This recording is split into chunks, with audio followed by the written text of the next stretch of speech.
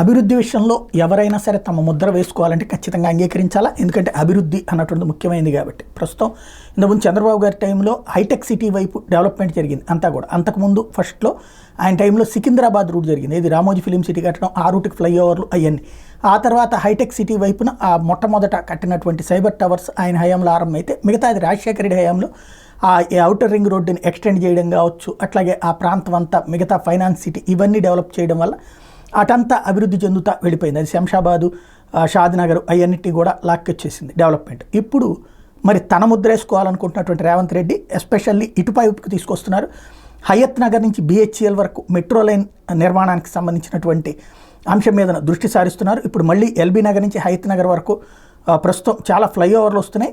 ఎన్ని అలైన్మెంట్లు మార్చాలో తెలియదు, కానీ ఆ రూట్లోనే ఇప్పుడు ప్రస్తుతం ఇది కూడా చేస్తున్నారు. డిపిఆర్ రెడీ చేస్తున్నారు.